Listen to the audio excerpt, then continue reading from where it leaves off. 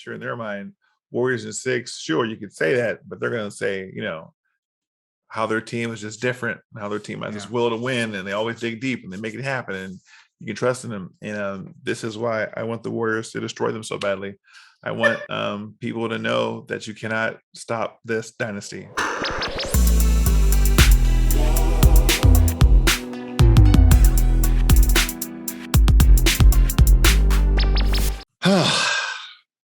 Dr. Tom, my shoulder,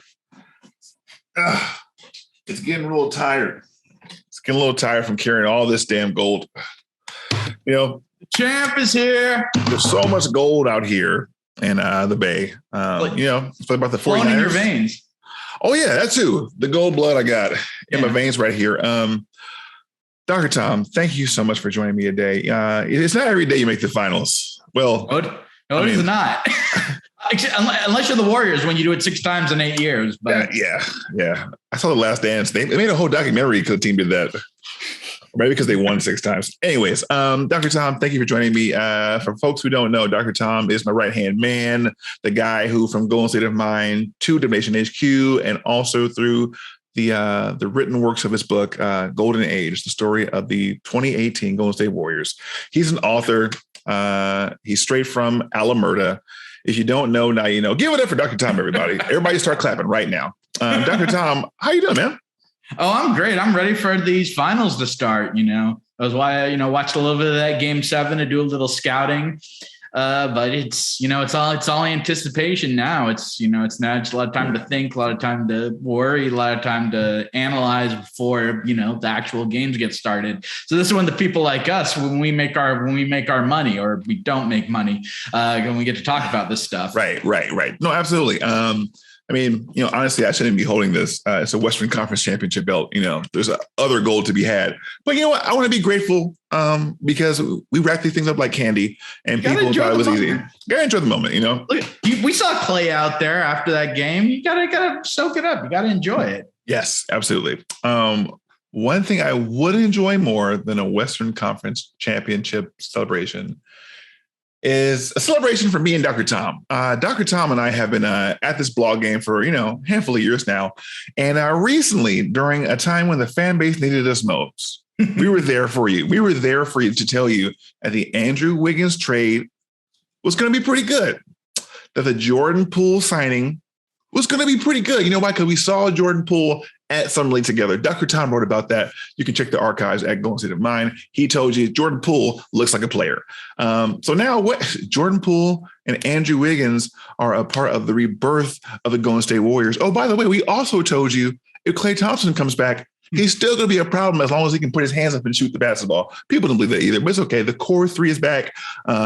Rookies balling galore. And we told you the rookies will be balling as well. It's just so funny. Dr. Tom, how do you know so much about Warriors basketball?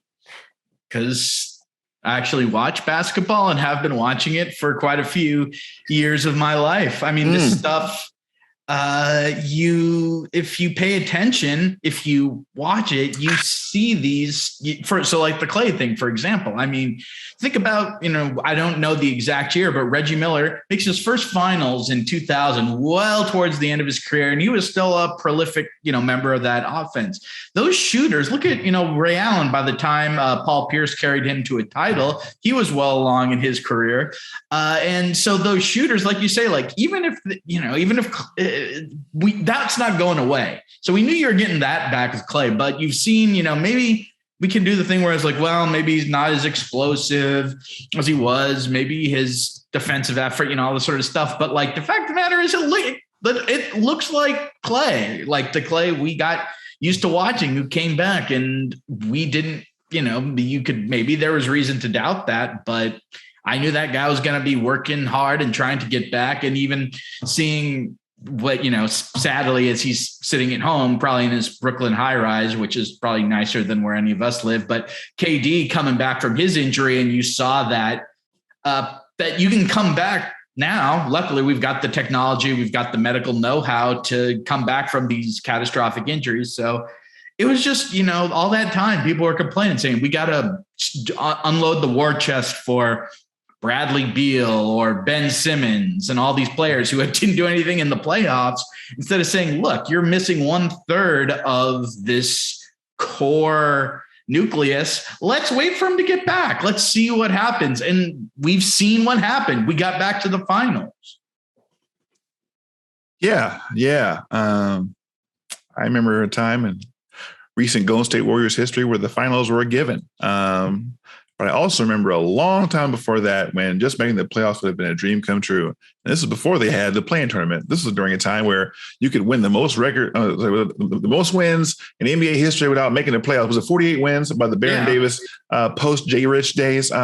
We've seen it all over here in the Bay. Hell, right now I'm at Oracle Arena, the center of DNHQ, and all I can think about is, damn, what do you do when you have a team you believe in so much, and then you go and face a franchise that has done it so many times? Dr. Tom, how many championships have the Boston Celtics won? Oh, geez. How many is it? Is it 18? Oh, man. You know what? I don't even know. Let me see. You know what they say about us new generational folks. We don't know our history, they say. And you would think that us being basketball historians, we would know how many championships the Boston Celtics won. Hell, I'm the biggest Paul Pierce fan that ever walked the face of the earth. And I'll say this, the Boston Rivers made sure Doc Rivers was set forever. This man will never stop coaching off of Mbutu. But seriously, that man can get any job he wants now or for the rest of his life. God bless him. Excuse me. I am wondering. I'm quite concerned. I'm gonna say a number though. I think it's 17. I think they got 17. Did I so I spotted them? Yep, 17. So I spotted them. The 8. Did I look into the future? No, you didn't. I'm not Doctor Strange. I can't do that. I can't see all the probabilities. Yeah. Somehow this Boston Celtics team is back in the finals. Now, of all the Boston Celtics teams you've ever watched, I'm talking about Anton Walker, Paul Pierce. Ooh. I'm talking about when they had the dude who dunked with the arm over the D Brown Boston Celtics. I'm talking about the Kyrie Irving with the young Jason Tatum and Jaylen Brown Celtics. Okay. How shocked are you that this is the team that made it? I guess a little bit because they kind of came not out of nowhere in the second half. It's not to say that the second half of the season, but they really they made this big leap. And so, looking over the landscape of the Eastern Conference, I'm going to probably go down with the ship on Joel Embiid. So I thought the Sixers could have done it. You had the Bucks, defending champs. And so you looked at this Boston team and you thought, okay, they've got these two interesting pieces in Brown and Tatum. They've got Marcus Smart. They've got the Williamses. They've, got Al Horford, but I never thought they'd get this far. I thought probably an Eastern Conference Finals and out was about the ceiling for them. And they've really kind of coalesced. They've really brought it together. What was your first clue that they were actually going to be a problem? Which game? I think it was that game 6 against Milwaukee. They lost that game 5 on the hard, kind of at the end. And a lot of teams, they lose that game 5, they say they fold, especially one that's as young as them. They came back and Tatum was just a man possessed. He was out of his mind. And that's when I thought, he might be that guy. And this could be a team that could take a jump. And so that's when I started to say, if they can, I still thought Milwaukee would beat them. They're obviously down Chris Middleton, so you got to factor that in the equation. But that game 6, because Tatum just went out of his mind, and you were like, that's interesting. And then that was probably the moment more than this Miami series, because that the Eastern Conference Finals, it turned into such a rock fight, and they probably should have beaten, it should have been over in 6. Yep. It's funny. They take this step forward and then they kind of not one back, but this, if you would if they were coming, if that game 6 that Tatum played against Milwaukee was the game 7 of the Eastern Conference Finals are the first thing going in, I'd be like, oh God, like this is going to be a problem. But I still, we'll say all the nice things, and they are a really good team and they've got some good players, but I don't know. It's just a little that like, I don't know. He wasn't, maybe he was at his Black Mamba-ist in game 7. But like I said, I keep coming back to that game 6 against Milwaukee. That was the moment for me, because I just never believed in him. I thought, okay, Tatum and Brown overlapping too much, but that changed my mind in a sort of a very profound way. I love that. I really do, because I wasn't sure if Tatum and Brown could coexist, honestly. I think a lot of people felt the same way. Mm-hmm. And part of it was that redundancy you spoke to, where it was like, okay, both these guys seem like they kind of do the same thing and they can't quite tell who should get the ball when. Mm-hmm. And they seem kind of predictable in that way, but they were still, hellacious players on both ends of the basketball game. But yeah, I wasn't scared of them. I thought they needed a guard like a Kemba or a Kyrie to lead them, to where they need to be. And turns out the answer was Marcus Smart. Marcus Smart was the guy they needed, they had the whole time. But his elevation, him joining as I would say their core 3 right now, Smart, Brown, and Tatum, the guys who kept coming at big. And then Eastern Conference 7 games, humdinger against the Miami Heat. I really enjoy their chemistry. I really enjoy how hard they play on defense. I mean, they play defense with intentions to like wipe you out. Like they want to shut you down. And you don't see that too often in today's NBA. It's that swagger on the defensive end.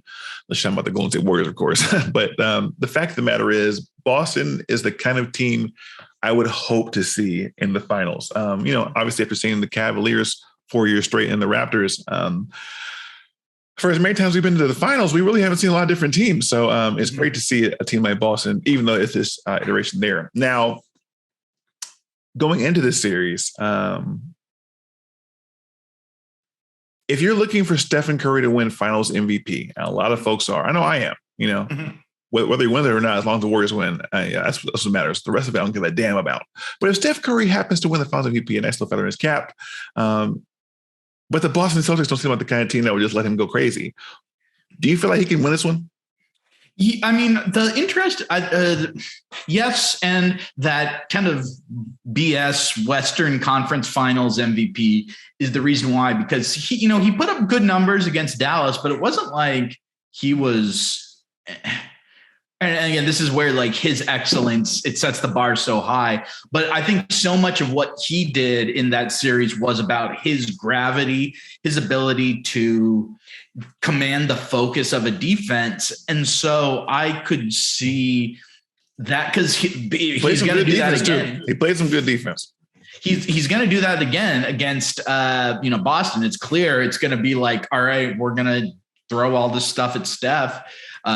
Just 2 guys, 3 guys are just going at him. And so if that sets up other players and they capitalize like they were in the Western Conference Finals, I think people are savvy enough now to notice that, because I was honestly surprised. Like I was in a strange way surprised he got that Western Conference Finals MVP. I mean, maybe it's just because I want to just keep patting myself on the back. I thought it could have been Wiggins too. I mean, he put up numbers and that defense was hellacious. So I think that showed me that people realize, or the people voting on this, sadly, it's those people. It's not the people out there on social media who are like, "Oh, Steph isn't a real point guard," blah, blah, blah, blah, blah. But they can notice that. So it's not going to be him. His numbers wouldn't do. It'll be that, but it'll also be the attention he commands and what opens up because of it. And I think people watching, the voters, are a little bit hipper to that than sadly they were in something like. I mean, it's tough because Iguodala, like that's so, Iguodala is a great story too, but same thing in 2015. Like it all starts with Steph. Even, I mean, as is documented, I'm the biggest KD fan, not his immediate family. You really are. You actually are the biggest KD fan. And I thought 2018, he probably should have been the finals MVP too. KD had that game 3, which was amazing, but Steph was the big player in game 1, 3, and 4. And so much of it was determined by the attention he commanded. So I don't know. I could see that. I'm hoping people have smartened up a little bit in the past couple of years in terms of how to evaluate Steph. That's a risky proposition, assuming people can learn and grow and like expand their horizons. But I remain forever hopeful. I do love your wry humor, Dr. Tom. I always think it's wonderful how you put to scale how we judge Stephen Curry. I'm looking at the numbers right now. I believe he averaged 23.8 points per game on 44% shooting from the field, 43%, well, actually damn near 44% from beyond the arc, 84% from the free throw line. He also gave you 6.6 rebounds, 7.4 assists, which led the team, and steals. He was giving you 1 per game. Now, in addition to the wonderful, wonderful defense he played as a help on Luka Doncic and everybody else we want to name. He was out there swarming around. It was crazy because I felt exactly what you meant about being like, oh, Steph isn't like completely destroying them with a shot. He's having some nice moments in spurts, but he's not like completely dominating them. You look at those numbers, and those numbers, like if Chauncey Billups had those numbers back in the day, yeah, well, in those games they were scoring like 75 points, so he was like he would have had a third of his team's points.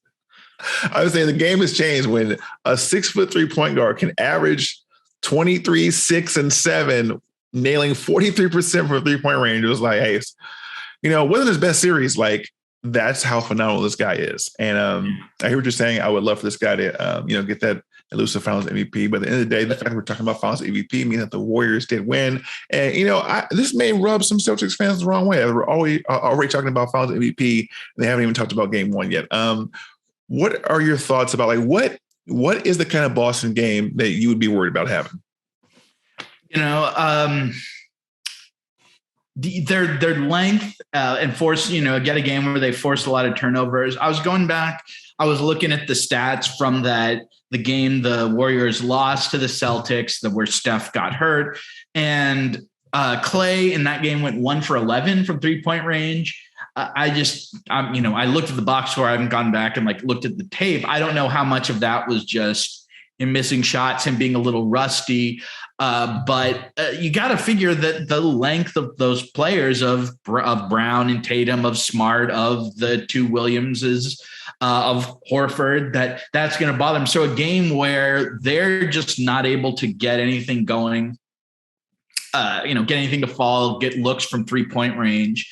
And I think, the Celtics in that Miami series, they showed a bit of a propensity for their offense to really stagnate. And if we're missing 3-pointers, that's going to lead to transition buckets. And that's a way, if you're a team that can keep another team's offense alive. So that would be the thing that would be, would kind of worry me if I'm seeing that. They're a team. They went into Chase and won a game. So it's, they got to the finals. This is a good team, and I always try to think about comparisons and think about team in the past and think about the way things have played out, and the length and the size of the Celtics. And I think, it's obviously not at this level because it's probably one of the best, it's the best team or maybe the best team they played in the course of this run. But those 2016 Thunder, their length and their ability to disrupt, you get a little taste of that. And it's, talking about the missed 3-pointers, turnovers, and everybody's going to say that same thing. I could see them trying to make up one too many passes. Somebody sticks an arm out, they got that length. Turnover, you're going the other way, you're in transition. That again allows an offense that maybe can kind of grind to a halt at times to not. And that That would worry me. I think, yeah. I do wonder what Boston might be worried about the Warriors doing. Like I might think they might be worried about the aforementioned Steph Curry, also known as unanimous. He won 2 MVPs back to back, and one of them is unanimous. And some say he's playing better now. I think they'd be worried about him just going crazy, like getting the crowd going into it. I think they'd be worried about Klay Thompson going crazy. He can go crazy anytime. I think they'd be worried about Draymond Green having one of those Draymond Green games. It was like got triple-double, 12 points, 17 rebounds, 15 assists. And it's just like he has fingerprints all over the game, dropping everything. I think they'd be worried about the Golden State Warriors defense slowing down their offense into a screeching halt. We saw what the Miami Heat defense did. The Miami Heat defense gave Boston plenty of time. In that game 7, Boston shot like 41% from the field. Yeah. They scored 100 points that game. Wow. What do you think the Warriors defense is going to do? Yeah, and I mean, it's going to be the same story like it was with, I'm guessing you're going to get Wiggins on Tatum. And I think it's going to be the same thing where it's like, all right, he'll get some points. He's going to get his points. He's a great player. But I look at, him and I say this, like I've now adopted that phrase. Like he's that guy. He's ready to take on that challenge. And like that's the thing is that, and, you look at Tatum, again, looking back over both of the games they played against the Warriors, his field goal percentage wasn't great. In the game they won in Chase, he got to the line a good amount, and that sort of bumped up his stats. But he's someone can kind of, he's got all of the Kobe in him. He's got the good and he's got the not so good. Marcus Smart, I can't remember who I saw this on Twitter, but they're going to give him the Westbrook treatment, which is please shoot. We want you to shoot. And you say, if you make it, all right, but we probably don't think you will.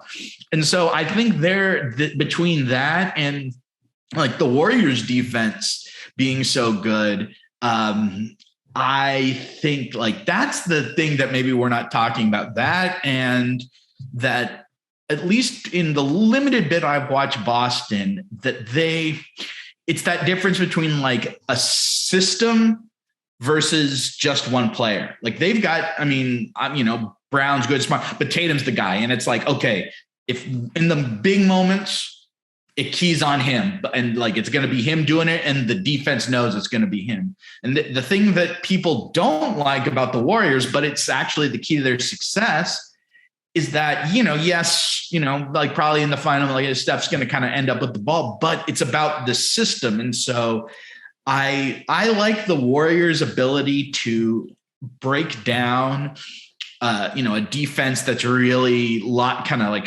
focused and locked in on them, because I think they've got this system in place. Whereas the Celtics, it's really starting from Tatum. This is just, again, for all of you who like I do, rewatch The Last Dance, you see that, what Phil said about the triangle. It's easier to key in on one player. And, the Warriors don't run the triangle. They don't run it. They take elements of it. But it's that same idea. It's like when you're running a system, it's just tougher to defend, because you can't just say there's this one guy, we're just going to focus on him. And, some, players, even they can overcome that for periods of time in games. But in terms of winning a series, it becomes really difficult. So I both think the Warriors defense, I think people spend a lot of time talking about Celtics defense, and rightfully so. It's great, but what it's going to do to the Warriors offense. But I think the impact the Warriors defense can have on the Celtics offense is even greater. And I like the Warriors' ability to, as the Celtics key in on Curry, most likely the ability of that entire offense and the coaching staff to adjust to it and find this is the point, where to kind of hit it. You're going through talking about those guys, it's like I could see, there being just one game where Jordan Poole is just lights out and is just coming off the bench and is just, is fire off the bench. And that's the difference in the game because they're so keyed in on Steph or on Clay. And it's just like they find Poole, he's open, he knocks it down because he's shown us again, another one, he has that ability. And so that's something I would be, if you're Boston, that's something I'd be worried about. Yeah. I'd be worried sick about it. That's a lot to think about, Dr. Thomas. You so eloquently put it. I mean, my gosh, you stop 2 Hall of Famers, then they got all-star wigs right there. Should have been 6th man of the year, Jordan Poole. Oh my goodness. And then of course, Kevon Lumberlin or Chamberlain, whatever they call him. Loon is killing right now. Gary Payton, the second, supposed to return. Yeah. Is Andre Iguodala and Otto Porter Jr. coming back for game 1 too? It's still TBD. They practiced but didn't scrimmage. I think Kerr will say they'll have to scrimmage. My guess would be, I think Porter will hopefully be back. Iguodala would be he's an interesting guy. Like you go through these playoffs and there've been all these different moments where the sort of random player steps up and kind of has this moment. I'm trying to think of the examples of it. Like, Porter really did in that Memphis series, Moody against Dallas, Kuminga at the beginning of that Memphis series. And I looked at someone like Iguodala and I was sort of like, I could see him if this series goes long, which I think it probably will. He gets back. That's just one other look you throw at Tatum. That's probably the best way to use him. And I could see him, again, it won't be something that's flashy. It won't be something that's big, but I could see it being you going back and you're looking at the game and saying, wow, like Iguodala, put a body on him, made life tough. And like you could see if it's like a close game in Boston, that could make the difference. So that's something I'm interested to see is like, who's going to be the guy who Kerr kind of calls up and gives him the sort of the big moment. Or the small moment that ends up being big. Over under on how many times Marcus Smart flops into Clay and throws a foul and it pisses Clay off.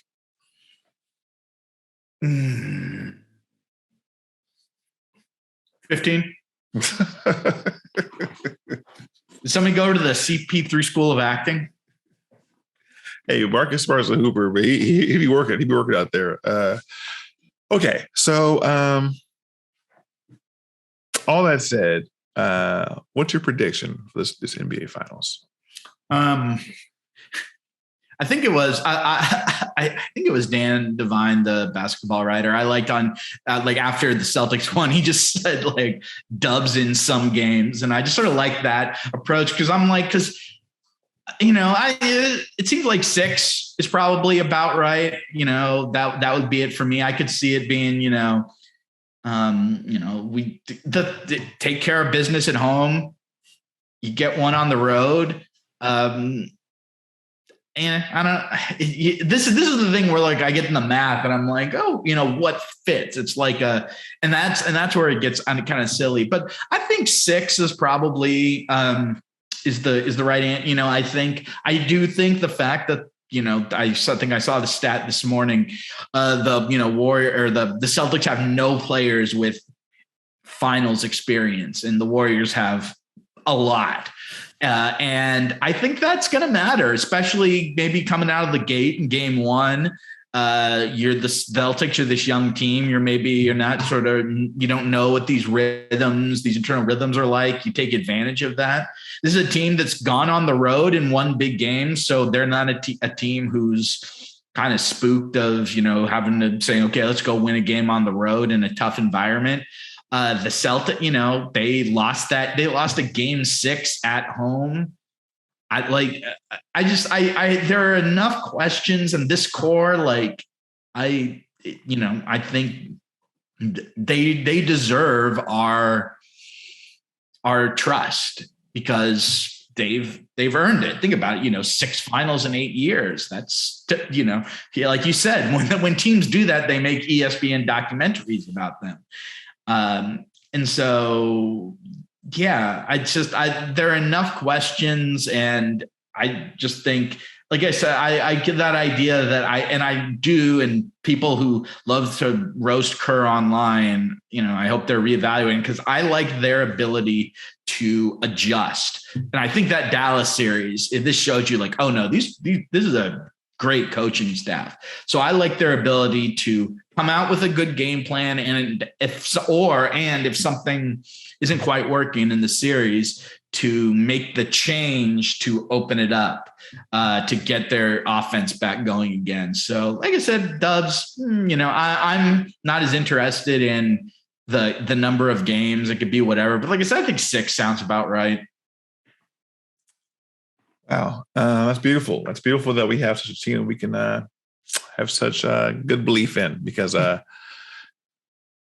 I know those Boston fans are going to be believing their team. You know what I mean? Boston Celtics fans are notorious for being one of the most fanatical legion of supporters you'll ever see. So I can't wait to check out what they're talking about. I can't wait to hear what they're saying. I'm sure in their mind, Warriors in 6, sure, you could say that, but they're going to say, how their team is just different, how their team has this will to win, and they always dig deep and they make it happen, and you can trust in them. And this is why I want the Warriors to destroy them so badly.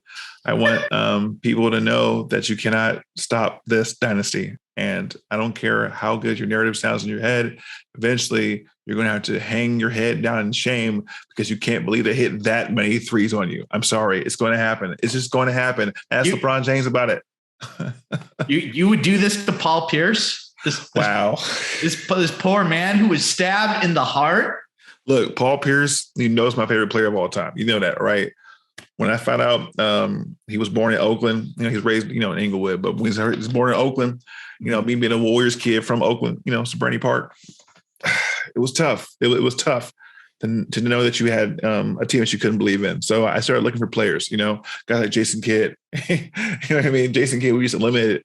I was so happy when we went to the Nets, anybody with the Lakers, all those years. So when Paul Pierce took on Kobe Bryant in the finals, it meant a lot to me. It showed that somebody from Oakland could go out there and do big things, even though technically he wasn't really raised there. So to speak. But he claims Oakland. You saw an episode of what was it? The Jump, where he claimed Oakland. It's crazy. That Bay Area love, or that town business love, is something that transcends. I mean, we were all Seattle Seahawks fans a little bit when Marshawn was there. You know what I mean? There's just a little bit of that Oakland love you got to have. So with that said, Jaylen Brown, went to Cal, man. You know what I mean? So there'll be a lot of folks from the Bay who are rooting for him, but not that many compared to how many Warriors fans. So all that to say, a shout out to Coach Udoka, man. Like, first year with the team, going to the finals, that's pretty awesome. You know who else is that? Steve Kerr. There's nothing they can show us we haven't seen before. Oh no, Jason Tatum is a great player. So is he better than Luka Doncic? We did this 4 times with LeBron James. The man Nick Wright tells me is the greatest player in the history of the league. Yes. Ran him out of his home city. Ran him out of his homes. And then James Harden, Kevin Durant. I could throw Russell Westbrook in there, but do we have to? No, we're talking about the good players. He's an MVP. Russell Westbrook's in there, okay? That's NBA award grade inflation. How dare you? Chris Paul. I'm trying to think of other legends who the grit and grind Grizzlies. Ja Morant. Hell, they say he's that damn good. I mean, look, there's so many times the Warriors have done this. And Dame Lillard, geez Louise, we've seen so many hot shot scorers. We've seen some hot shot scorers with good defenses. We just haven't seen it work a lot. And I think part of that is the Warriors, by players, chemistry, and scheme, give you too many things to think about. And if you make a mistake, they destroy you. Good luck, Boston. Well, this has been our NBA Finals preview. Of course, Dr. Tom, you have anything to share with Dub Nation here at the HQ? And thank you so much to all the people out there who make this great. Without your support, it doesn't happen. So thank you so much. Dr. Tom, words of wisdom for Dub Nation, please. Ooh. Words of wisdom. Patience, especially watching these games. You see a lot of times it starts out as a little rocky. They'll come out and you take the proverbial first punch, but you just gotta it's all about rhythm, and they take time to get into it. And it just, and trust me, I have to tell myself this, because when I watch I'm just naturally an anxious person, but especially when watching the Warriors, it gets cranked up, but it takes them to get into this rhythm. And then you just think, oh, they were clicking. So just patience. And, I was going to say, trust the process, but we can't. Sam Hinkie will, ask me for some change and probably try to draft Markelle Fultz or who's the other Okafor. I'm trying to think of all the bad draft picks they had. But you just gotta the system.